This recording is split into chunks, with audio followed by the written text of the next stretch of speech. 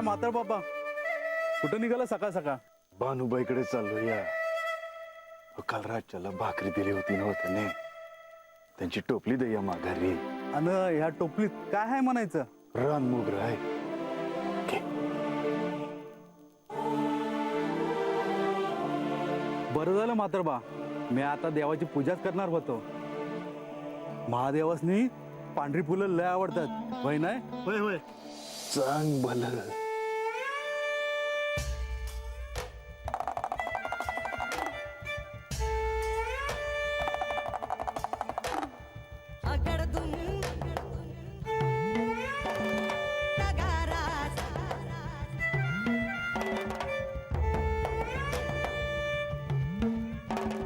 देव गेले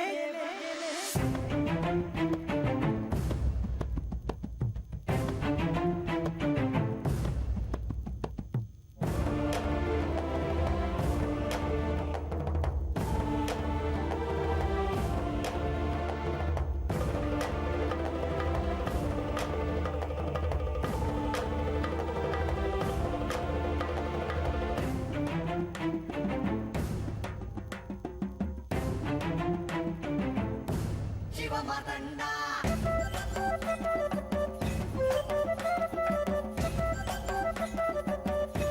शिवमातंडा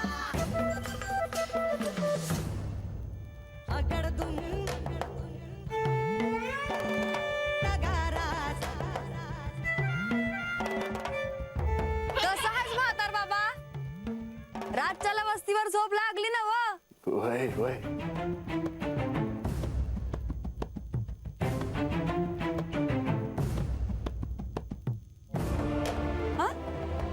हे काय म्हणायचं र? फुलं आहेत. सकाळच्याला मी माझ्या हाताने गोळा केले. रानात जाऊ. मला एक सांगशील? अरे विचार की. तू भानुबाईकडे चालली आहेस ना? भानुबाई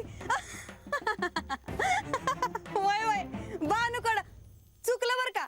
भानुबाईकडे चालली आहे का र?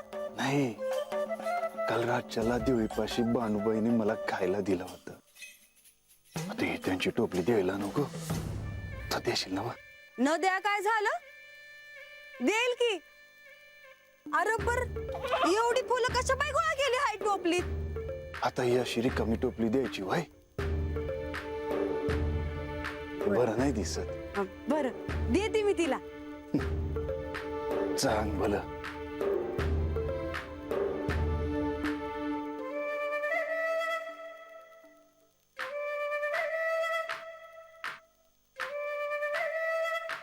लई चांगला आहेत म्हातार बाबा.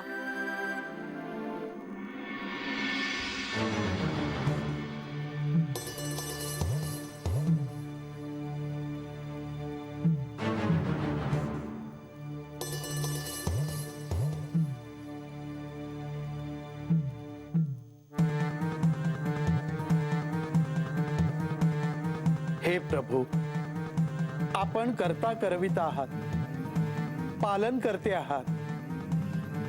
आपल्या हातून कोणतीही चूक कशी होईल आपले स्वरूप समजावून घेणे या बुद्धीला तरी शक्य नाही.